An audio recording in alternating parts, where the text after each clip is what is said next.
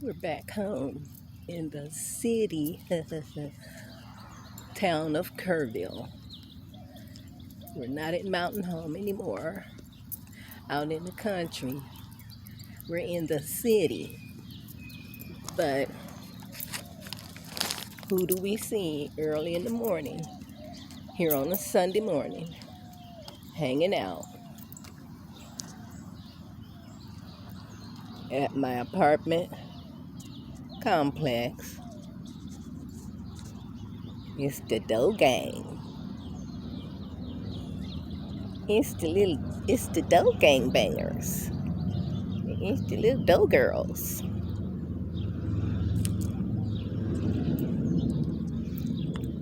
You know, I just took some old pistachios across the street. See, across the street there's some vacant lot areas, quite a few vacant lot areas actually, where I would prefer they eat and hang out over there, over in the vacant lot areas. But they eat over there, but they still come across the street and like to hang out at the apartment complex for a little bit. Then they're gonna run across the street the other side. We live like on a intersection. Part of our complex, rather, is like right on an intersection. So they go across the intersection. They go into neighbors' yards, graze a little bit, and eventually they'll go up past the apartment complex here up on my left, up a hill. There's a property up the hill, big old house apparently up the hill with a lot of surrounding kind of like vacant lot areas, but they're more like forest preserve type of areas, which is what we had a lot of where I come from, Chicago, Illinois, in the inner city. Nothing but concrete, glass, and steel. High rises. And inner city is not high rises, it's more like, I don't know. I grew up in tenement housing. That mostly has been torn down. But, you have old brownstones, gray stones, and dilapidated houses or whatever, mostly in areas. Some apartment buildings, what do we call courtway buildings, a lot of courtway apartment buildings. And you'd have to go out on the outskirts of the city area, away from that, to go into suburbs, then past suburbs, outlying areas we call forest preserves. There are areas that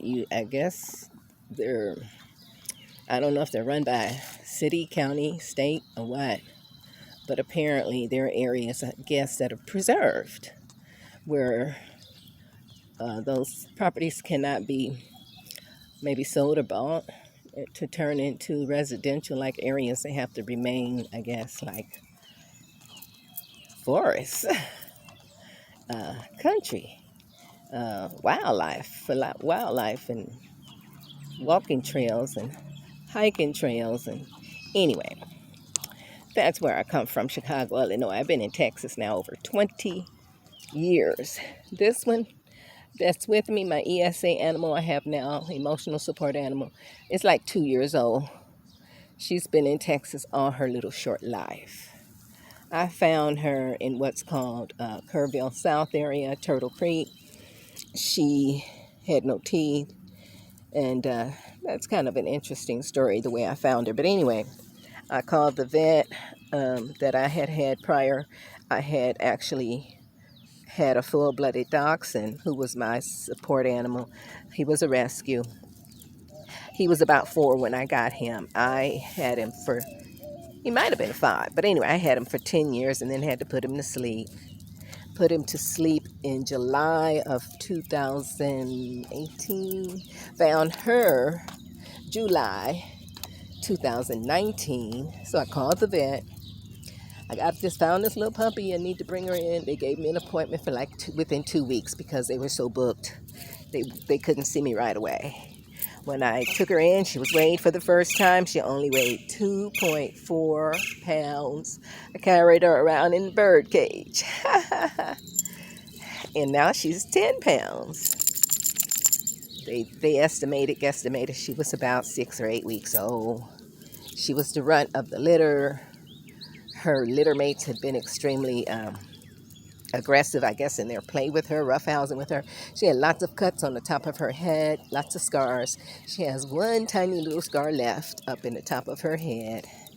And she was apparently traumatized.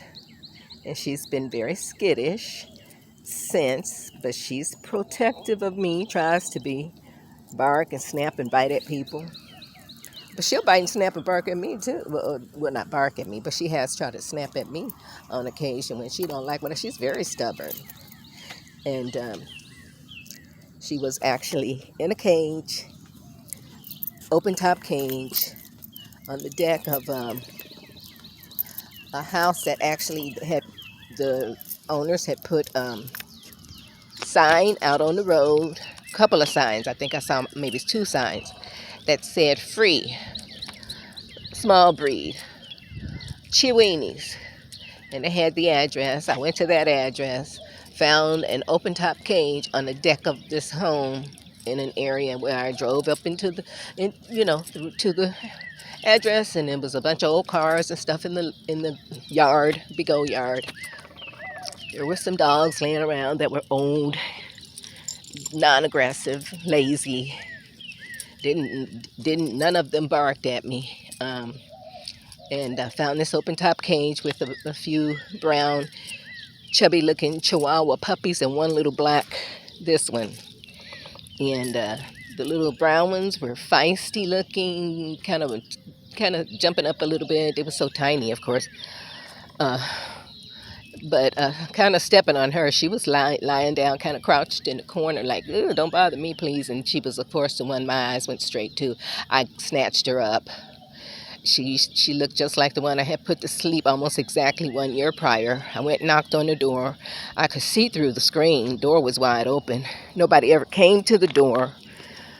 So my thinking was apparently they just wanted to get rid of the pups. They didn't really want to have to engage with anybody. They didn't want to get attached to the pups. I looked across to the side area and saw a big link chain fence with a black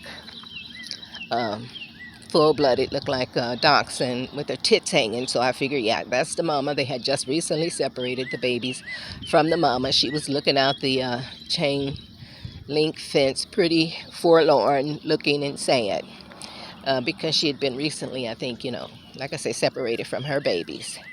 And I may have gotten the only one that looked like her out of the litters, because like I say, the other pups kind of chunky looking and all look like little Chihuahuas.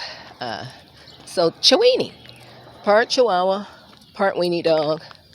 And she looked just like my full-blooded dachshund almost. He was exactly the same color as her, except with the exception of he also was born with some gray hair, speckles, spots. He was what's called a dapple, and he was born with a blue eye and a brown eye. He got to be about 21 pounds. She's only 10 pounds. Doubt I'm not expecting her to get any bigger. And she's a big girl now. Yeah. Now here they are about to go up the hill area. Like I say, that looks like almost like a forest preserve is what we would call it in the city of Chicago, where I come from. Doggone mosquitoes. One has already got me.